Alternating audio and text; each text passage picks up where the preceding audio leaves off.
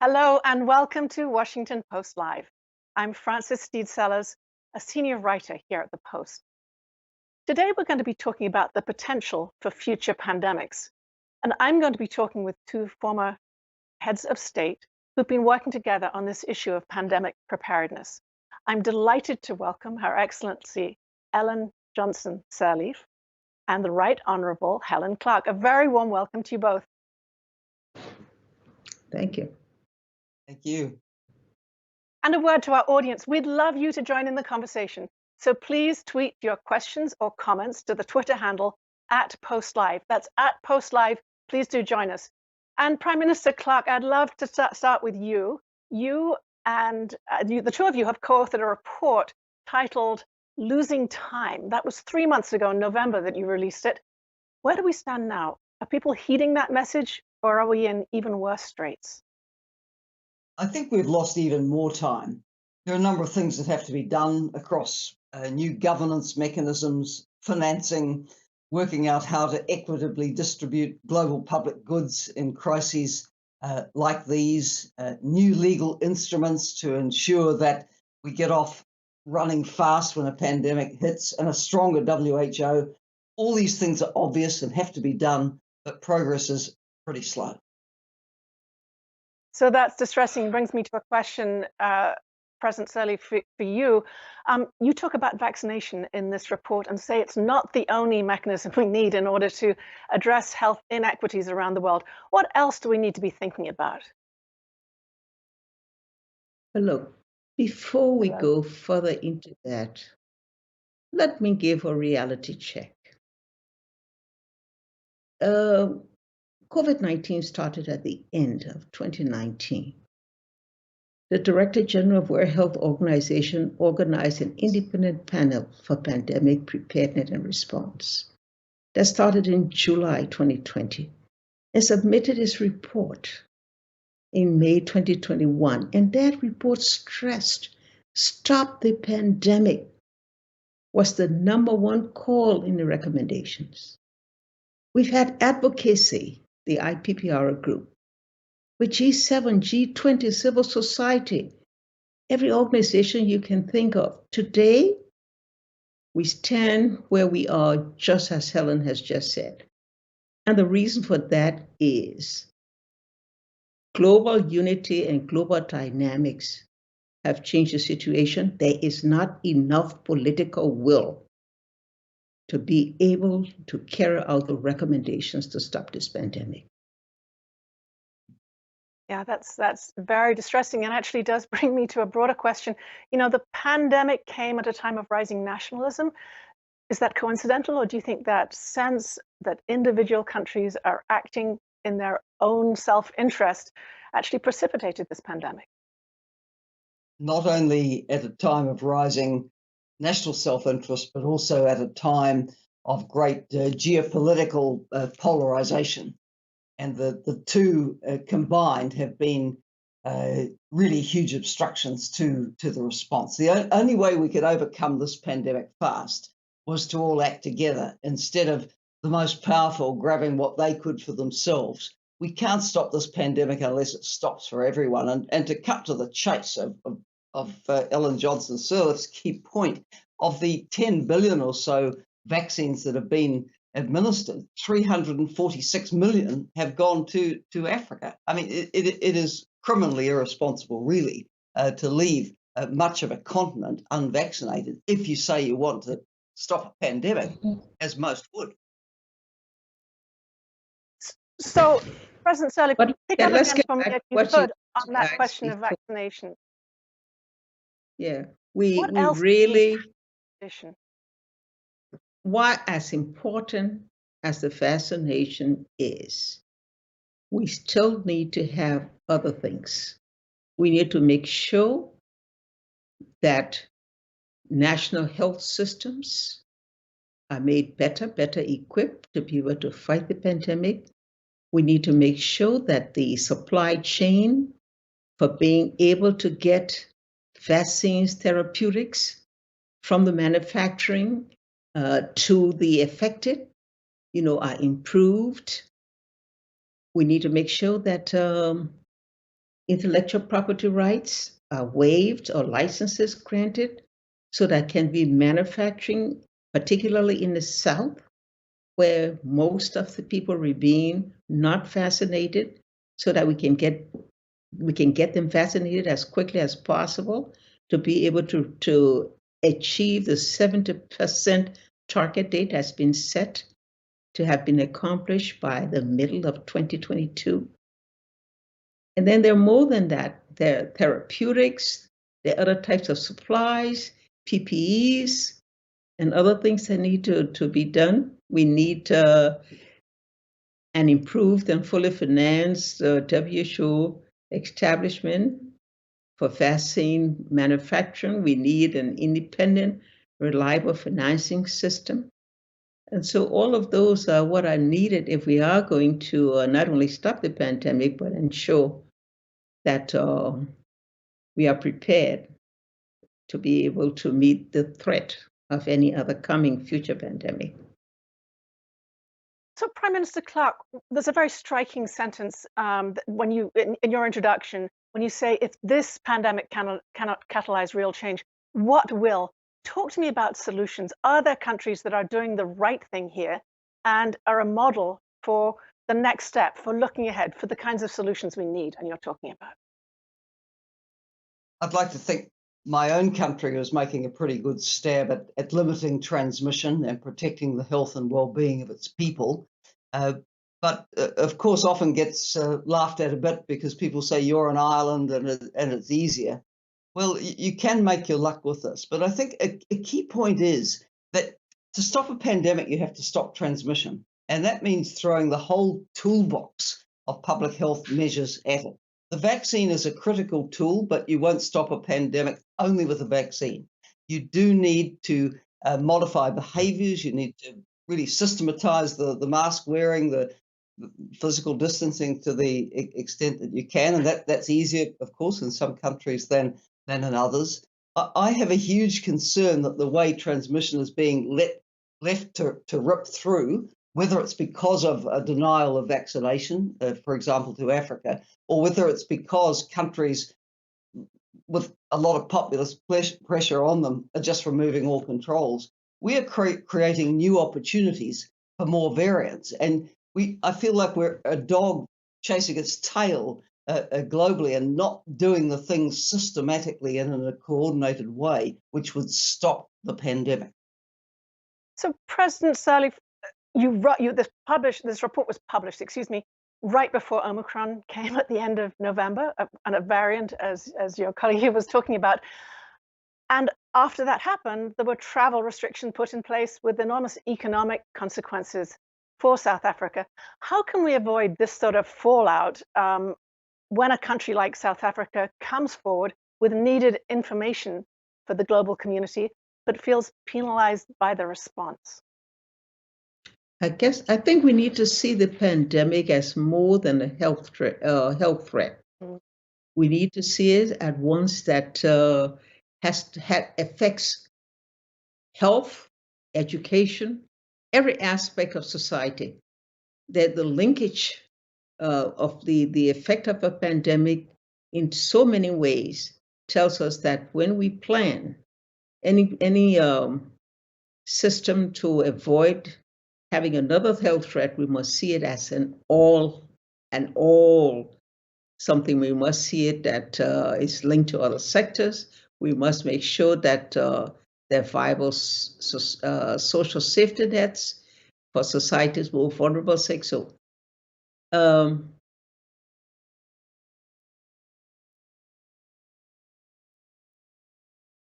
I think we may have lost your sound, and I'll come back because this really does bring me straight to a question for Prime Minister Clark. Do we have the structure in place? Do we need a new structure? The WHO, we've just heard from President Sirleaf about the fact that a pandemic is not just a health issue. The main global body overseeing this is primarily a health issue. What would you like to see? Do you see any chance of a new global structure coming in place to provide a solution that can deal with economic, national security, and political issues and economic and education? That's what our panel recommended, a package of recommendations, starting with governance, bringing heads of state and government into a governance structure which would oversee and encourage the international organizations and nations to work together. We did advocate a new legal instrument, which the wheels are grinding very, very slowly on at the World Health Assembly negotiations, still, really another 2 years plus away from reaching any fruition, and there's no agreement on content or form at this point. Critical will be getting some agreement on how to allocate global public goods in the event of a pandemic. And as Ellen Johnson Sirleaf said, our panel supports the TRIPS waiver, the waiver of intellectual property rights in the event of a pandemic like this, so that everybody has a fair chance to be able to access the goods and technology required. We need the financing facility, a new facility in place, so that countries can be supported to prepare for pandemics and supported to respond when the worst happens. And we need the strengthened WHO, a WHO that can get to the site of an outbreak immediately, that can publish the information that can act in a precautionary way and blowing the whistle on what it believes is something with pandemic potential. So a lot of things have to come together in this package. And at the moment, bits and pieces are being picked at. Our panel was of the view that the General Assembly need to support a reform architecture pathway to bring everyone in behind across health, social, economic institutions and sectors. And just one follow-up question. How optimistic are you that those measures, those very costly global measures, will actually take effect?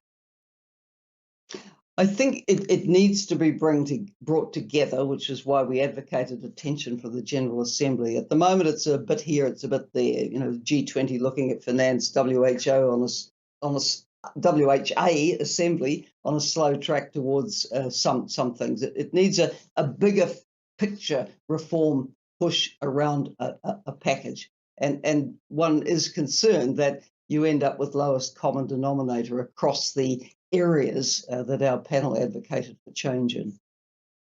I just want to push a little bit more on this. How do we get those? The G20 had an estimate of, I think, 75 billion in costs, 15 billion per year needed to make these sorts of changes. Where is it going to come from? Where's the political will?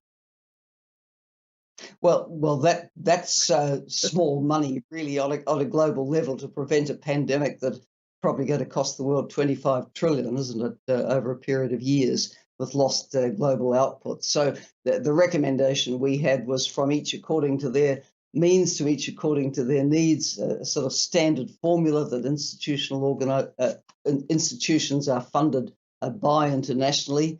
And it's not a serious impost to raise the 10 to 15 billion a year.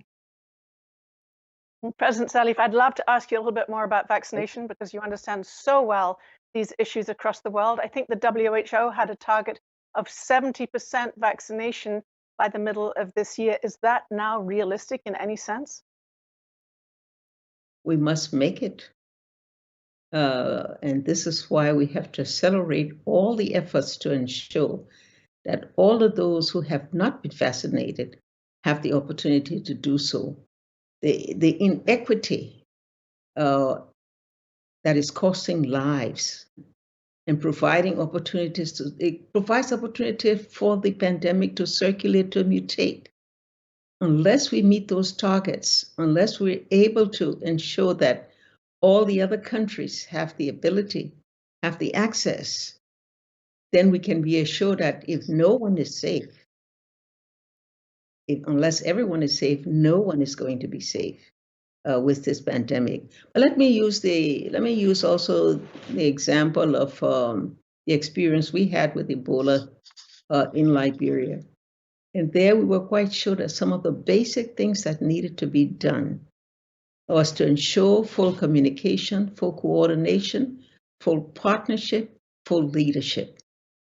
And I think the COVID-19 has demonstrated that the women leaders have been able to address the pandemic and to find a way to solve it much better because of their ability to be able to reach beyond the normal and place emphasis on where it's needed, emphasis on people like community health workers, frontliners who take the responsibility.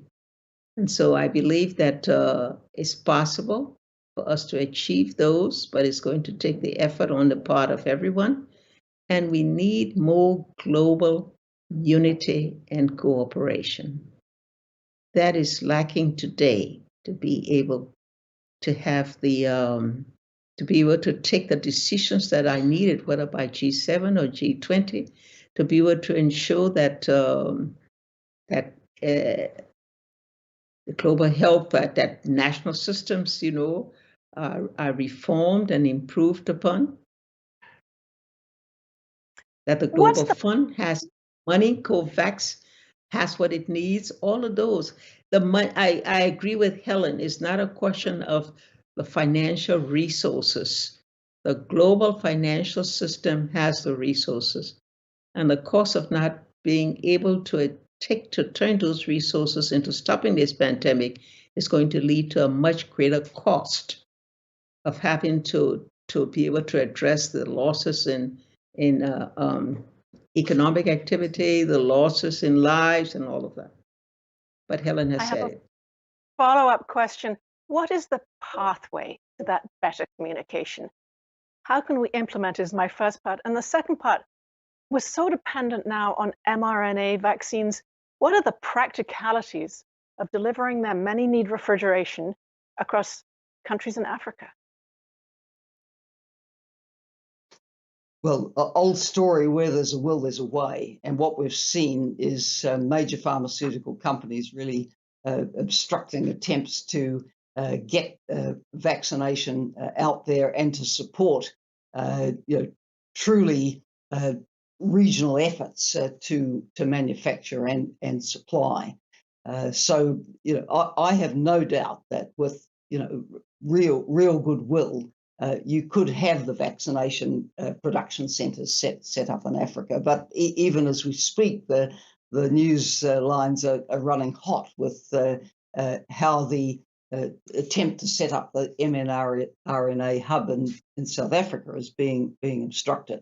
Look, bottom line to me is that in a pandemic, we need a global understanding through the WTO's intellectual property rights agreement that these rights will be waived in a pandemic, and that every effort will be made to have equitable access. That's how, in the end, we got on top of, to the extent we have got on top of the HIV AIDS pandemic. It was because countries could access vaccine at affordable costs. And of course, you had the Global Fund kick in to raise the money to help those who really needed them but couldn't afford them. So we need that kind of big-spirited, big-hearted approach on this as well. Well, let me just ask you. Before you go, let me just mention the South Africa experience, because Helen mentioned South Africa. South Africa was very effective in bringing together a strong partnership between the public and private sector to be able to address some of the needs of refrigeration and something for the protection of the vaccines. South Africa coordinated to be able to get Africa's own Center for Disease Control functioning, to be able to start that. And just think about it, South Africa's own scientists, when they discovered certain things, they were punished for this. And so we see the African experience in addressing this pandemic has a lot more for what is required, because the greater number of the African people have not been vaccinated. But I think in terms of effort by Africa to address it and to use the institutions the best way they could, given the lack of equity that existed in having them access vaccines, is something that needs to be looked at, that story, and how we can use some of those methods that Africa used that can be perhaps applied in whatever systems will be prepared to prevent another pandemic. Prime Minister Clark, I can't resist asking a question that comes to me through what President Sirleaf just said, which was about women's leadership. You praised your own country, you have a woman leader there. As we look ahead, is there something about the way women lead countries that make this sort of global cooperation possible? What we observed from the earliest times of the pandemics was that, by and large, the women leaders around the world did pretty well in managing their national responses. And I put it down to less ego, often less narcissism, generally across women leaders, willing to take advice, to take on board the best scientific and public health information coming through, and to act on it. Now, of course, sustaining this right through a pandemic as populations get weary is not easy. You know, everyone's response has faltered under this kind of pressure.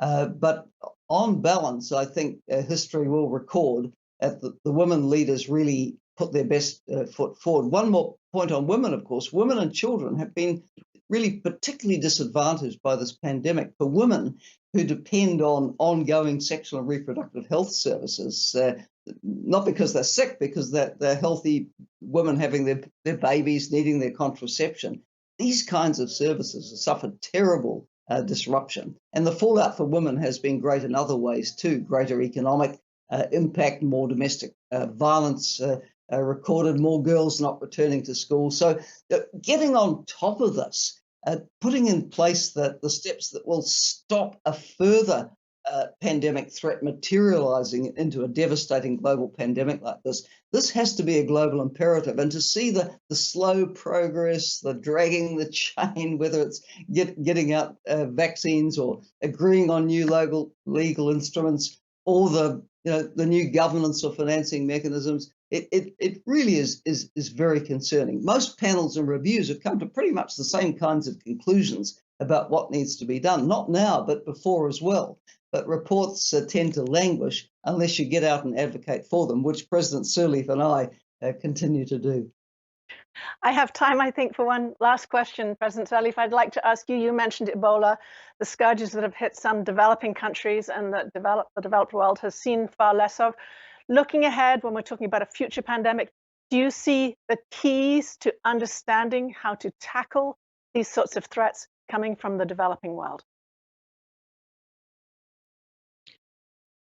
I believe the experience we had with Ebola worked, and even though thousands died, but we were able to stop the disease in record time. And that is because we focused on proper communication, reliable information, communication to the public to be able to address their fears and to ensure that their confidence were built, to put the responsibility into the hands of those at the local level that had authority and that knew the culture and a way to be able to get people to get away from the hesitancy of being able to take the remedial measures that were necessary. And so because of that, I believe those systems have already been researched, and I think we can look at those and see how we use them to ensure that in planning future systems, that those basic methods are taken into account. The IPPR report, evidence base, has really gone into deeply, what we need to do to be able to ensure that we are prepared globally to avoid another pandemic, and what's necessary now to take those recommendations and to have a meeting of global leaders to look at those recommendations and to implement them as quickly as possible. I know that WHO has endorsed all. There may be one recommendation for which there's not full consensus, but I think generally those recommendations can stand the test of time and they should be implemented. Thank you so much. Unfortunately, that's all we have time for. President Sirleaf, Prime Minister Clark, thank you so much for joining us with those humbling and enlightening messages. Thank you. Thank you. I'm going to be back after a short break with Dr. Rick Bright from the Rockefeller Foundation. Don't leave us. I'll be back soon.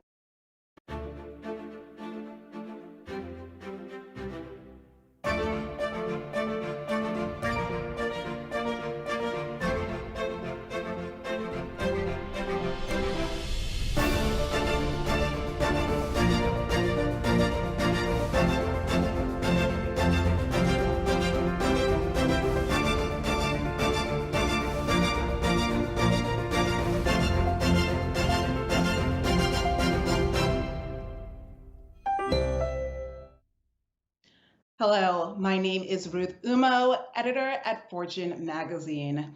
Here to chat with me today is Dr. Gavin Cloherty. Dr. Cloherty is head of infectious disease research at Abbott and leads the Pandemic Defense Coalition. His innovative research and groundbreaking clinical studies are changing the way infectious diseases are detected and diagnosed. Welcome, Dr. Cloherty. Thank you. It's great to be here. Well, I'm so excited to have you here today as you have extensive background in infectious diseases. You're a scientist and have researched many viruses from hepatitis to COVID-19. What takeaways have you learned from the pandemic? Well, I think one of the big takeaways from this pandemic was a reminder that viruses never sleep. They don't see borders. They're always active. They move fast, and I think we have to move faster.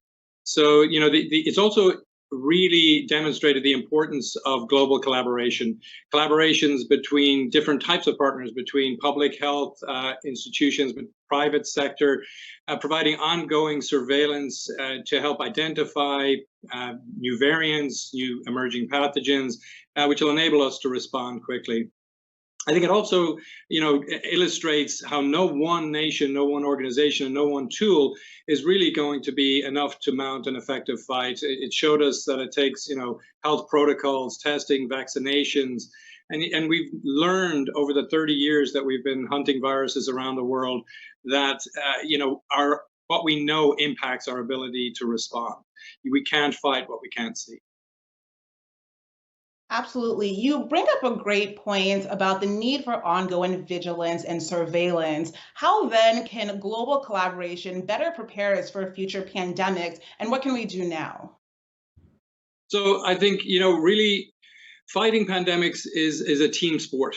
Nobody wants to live through another pandemic like we just have. And global collaboration is more important now than ever to help us prepare for future threats.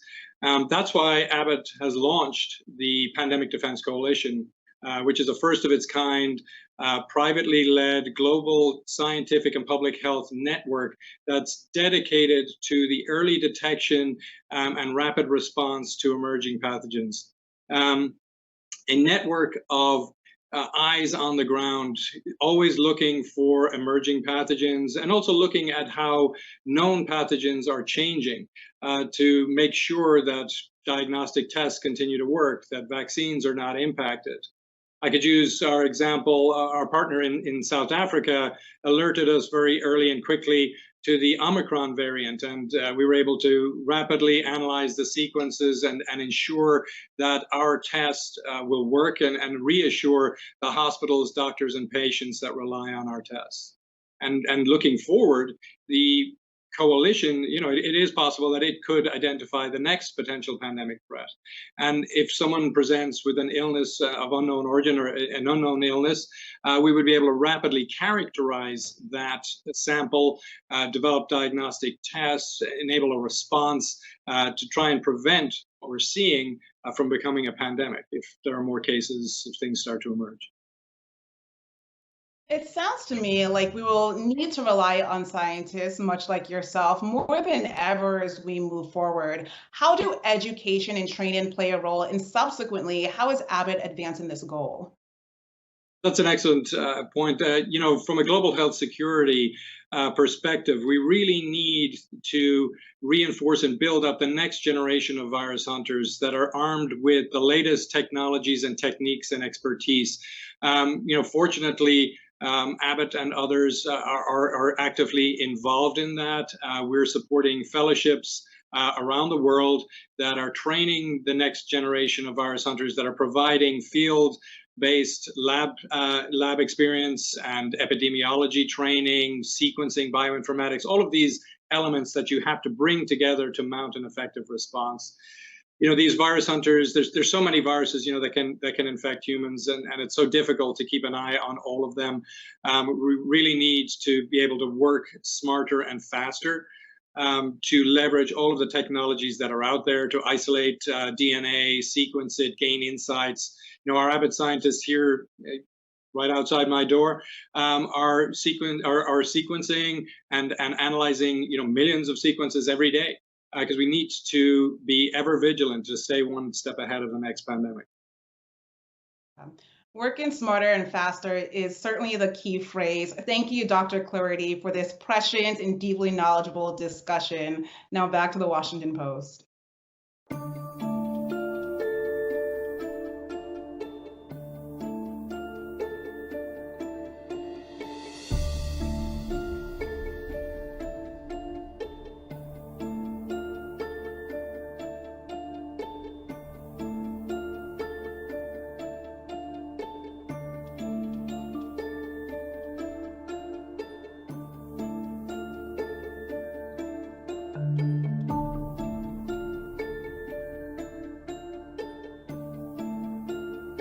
We do know before we step outside each morning if it's going to rain, if we should take an umbrella, or if we should batten up our hatches and board up our windows because a terrible hurricane or storm is coming our way. It's amazing that we can have viruses, deadly viruses and pathogens, antimicrobial resistant bacteria spread among us, all around us, from country to country and continent to continent, and have no clue or no inkling or no warning that they're coming our way.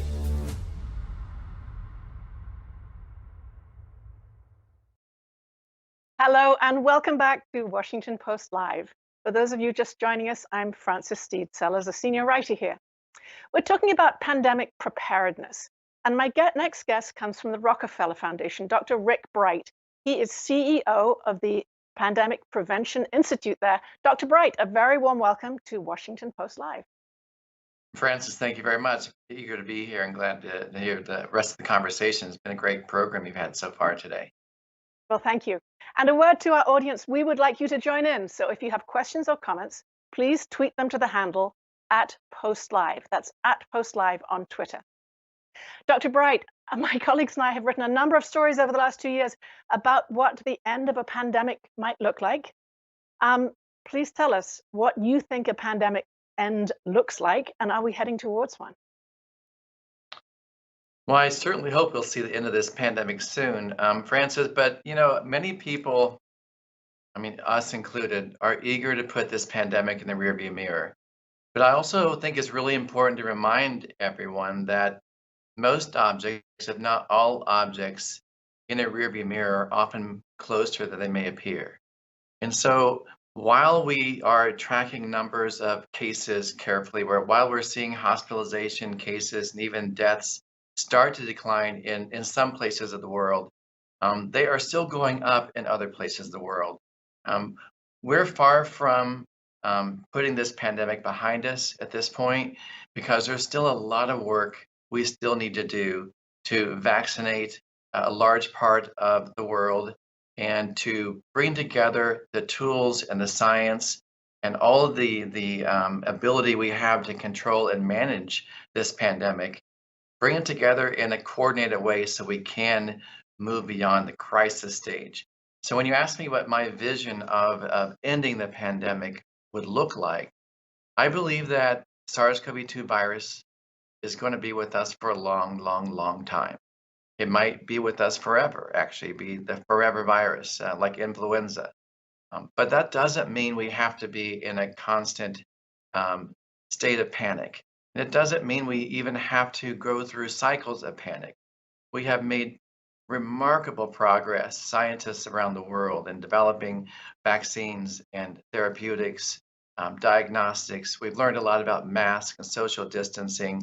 The challenge, however, is, as we heard the former guest on this program just to talk about, is getting equitable access to those tools, making sure that everyone has them where and when they need them, making sure that testing and test supplies are in abundant supply so we can coordinate when and where and how to test and link testing to treatment, etc.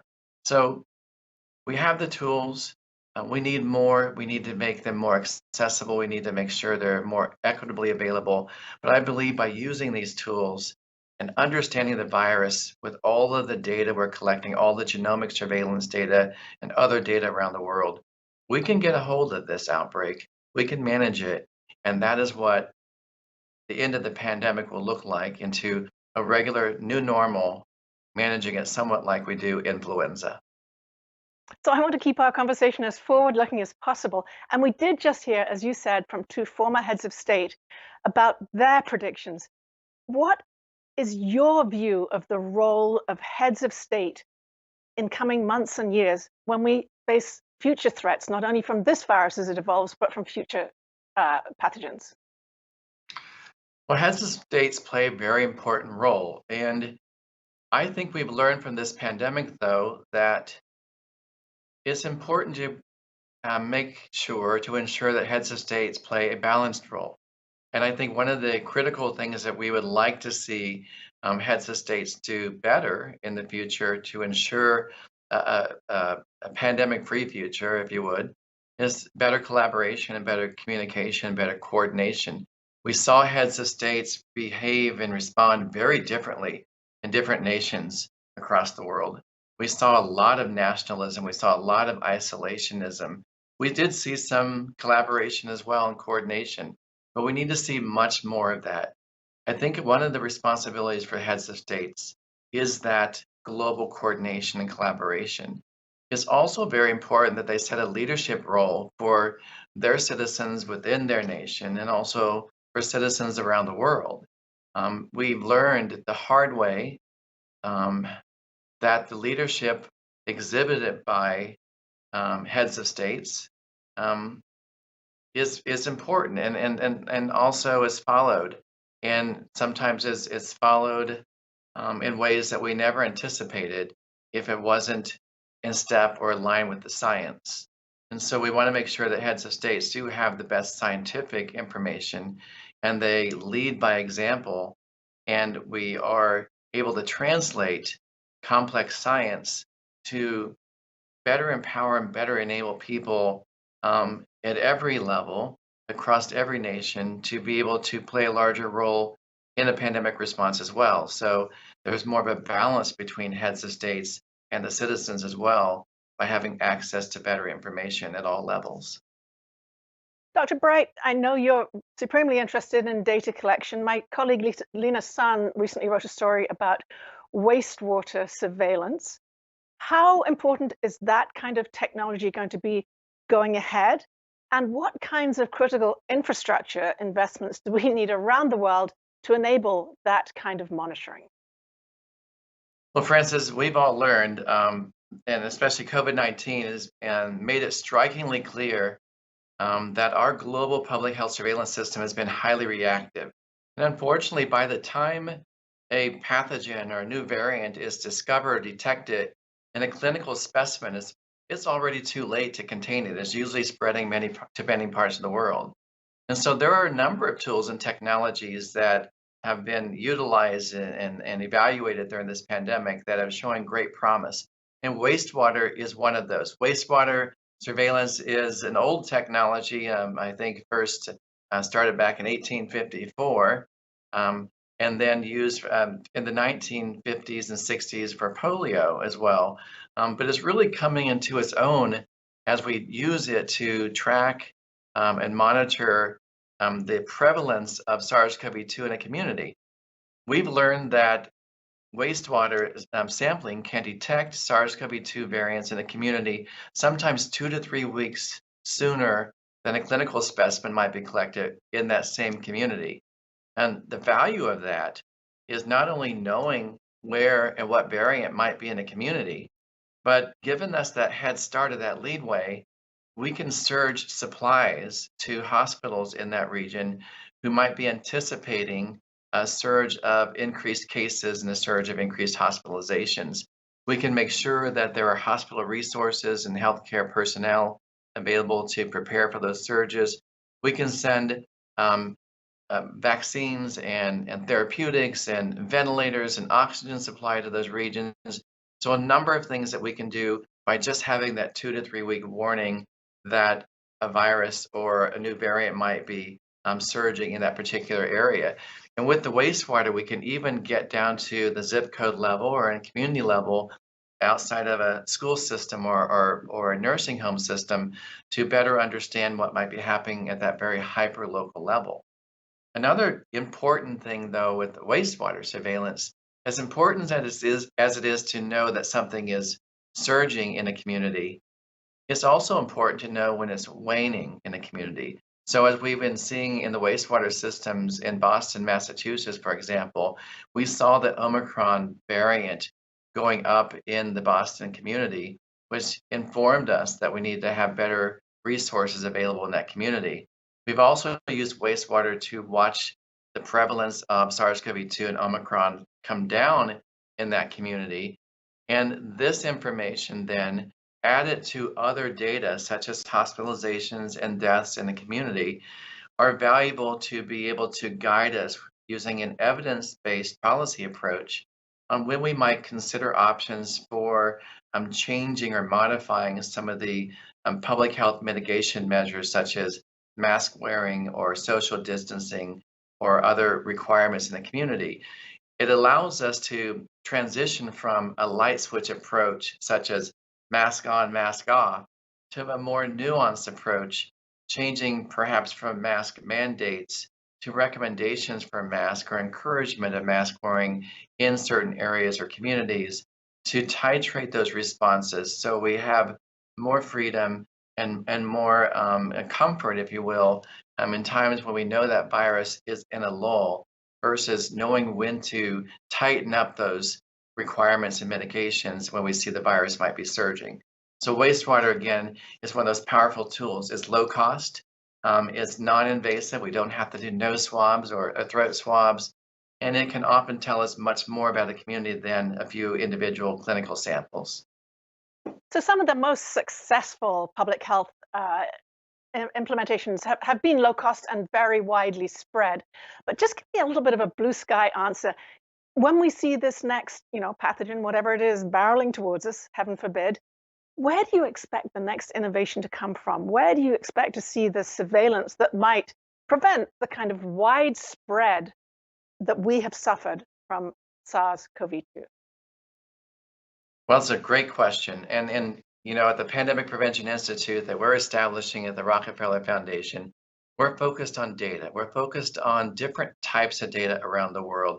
Genomics data tells us a lot. If we know a particular virus or pathogen is in a community and is causing an outbreak, it's important to be able to track that pathogen as it spreads. It's important to be able to monitor it as it changes, as it might become resistant to our therapeutics or maybe even evade the immune response to our vaccines. So genomic surveillance gives us a lot of that information. It's also important to think about other types of data, such as mobility data or consumerism data or environmental data, for example. All of those are giving us different types of signals that something might be happening in a particular spot or a particular region of the world. And we find when we combine those non-traditional data types with our traditional clinical and epidemiological data, we can be much more predictive about something that might be occurring. What's really important, though, as you might imagine, there's lots of data there, and it's all in different forms and different sites and different languages, and many times. So it's important that we build a platform that allows us to connect disparate types of data and overlay those and use a number of modern data analytics. I mean, we are borrowing analytical tools from the financial sector and from other sectors to be able to look at data, apply some artificial intelligence or machine learning in different ways, but assemble it and reassemble it in new ways, like a deconstructed cake, for example, and reconstruct it in new ways to see what signals might appear that we would have otherwise missed. We believe by doing this and enabling others to do this around the world at a very local level and at regional and global levels, then we'll be able to spot these signals and see these signals of impending danger much sooner. And when we see those signals, it triggers a response. So you can speed a response to something that might be occurring or emerging or re-emerging in a region. You can trigger the development of vaccines and therapeutics and diagnostics much sooner. You can trigger public health mitigation efforts like mask wearing or social distancing or quarantine much sooner. And by combining those early signals with a faster response, those are how we believe we can stop an outbreak before it gets out of control and becomes another pandemic. And that is what we're focusing on at our Pandemic Prevention Institute. And we're doing that by partnering globally. You know, we don't believe that it's important or that it should be a centralized database. We believe this should be a distributed role, a federated role, if you will, from people and scientists in every community working in a similar platform locally so they know what's happening in their community and they're empowered to take responsible actions to protect their community. But at the same time, they're connected globally so that local information is empowered even more by global awareness. And by working together at all levels, we can stop pandemics. Dr. Bright, I have a Twitter question that's come in. I'm going to read it to you from my phone. It comes from Adam Zada, who asks, and it's related to what you were just saying, looking ahead to identifying future threats, including AMR, how good a job are we doing connecting lab and genomic data to human outcomes? We're not very good at all at that right now. It's a great question, very leading question. I mean, as we've seen, and as I think I've described, there are lots of data around us, lots of data types. It was painfully aware in this pandemic, if we didn't already know from AMR and other outbreaks, that all these various data types are siloed. Some are coming from academic labs, some come from private sector labs, some come from public health labs. And a lot of the data are, as I said, in different formats or different language codes within the data, and they don't overlap well, they don't stack well. Clinical data are disconnected from genomic data. So if you identify a novel mutation or variant in a virus or a bacteria, it's very often disconnected from the patient. So you don't really understand the impact of that mutation or that variant on a clinical outcome. A lot of times we have vaccine and vaccination data on efficacy of vaccines, but it's disconnected from the clinical outcomes in terms of which type of vaccine might have been more or less effective in that community or in that person or population. So we need to do a much better job at finding ways to connect that genomic data, which is all about the virus in many cases, to the so what, as we call it. Is it just a mutation or does it have an impact? What does the phenotypic data look like?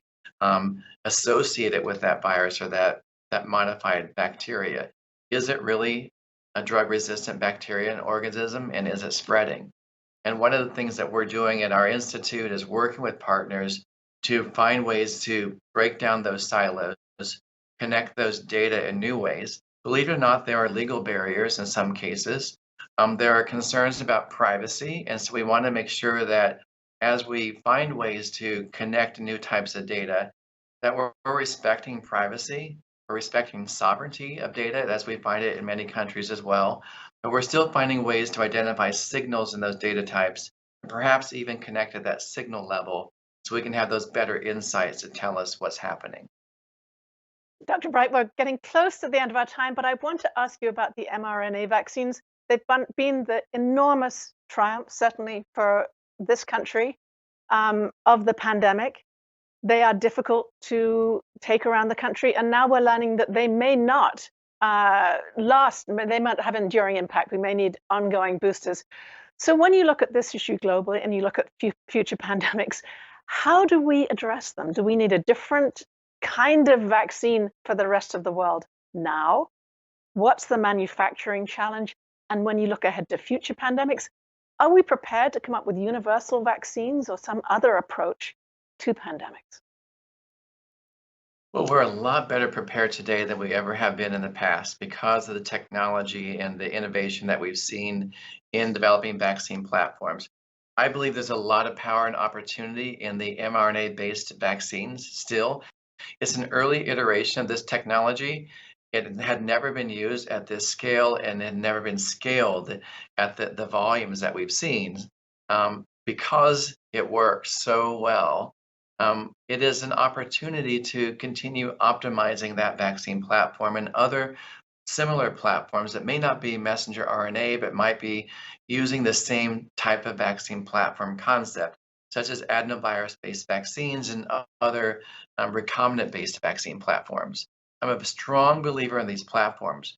Once we've demonstrated that these platforms, such as mRNA, can make a successful vaccine that is safe and highly efficacious and protective and protecting people from being hospitalized and dying. And that's what we're seeing with these vaccines.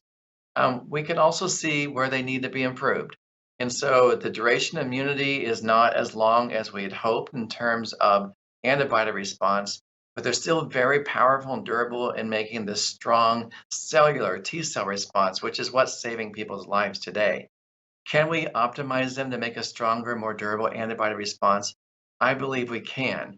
Can we optimize them to make a more broadly reactive antigen, so a vaccine that will work against more variants of SARS-CoV-2 or perhaps broader protection against all types of influenza? I believe we can. I believe it is the first step in opening a broad future for utilizing recombinant-based technologies and synthetic technologies such as mRNA and DNA-based vaccines that open the door to other innovations that will make the vaccines not only more durable, we need to innovate them so they are room temp stable, so we don't have that super cold chain requirement that we have with the current mRNA-based vaccine generation. We can make vaccines that can be delivered orally. We can make these vaccines that are delivered through the skin on patches. So we can remove the needle and syringe from the process. We can remove the cold chain from the process. All of these are things that will make these new generations of vaccines more powerful, more accessible, more affordable, and easier to reach into more places that are traditionally harder to reach with the first generation of vaccines that require this cold chain and storage and hard to get into those communities. The future is bright. I'm very excited this technology works. I'm very optimistic about it. I know the scientists are all over it, not only in the US, but around the world. And I believe the next generations of these technologies are going to really open the door to improving access and affordability, and thereby improving health around the world from many of the pathogens we're facing today. Unfortunately, that's all we have time for. But Dr. Bright, I want to thank you for leaving us with that very positive and forward-looking message. Thank you, Frances. It's been my pleasure. Thanks everybody for joining us today. As you know, if you'd like to see more of Washington Post Live's programming, you should go to WashingtonPostLive.com.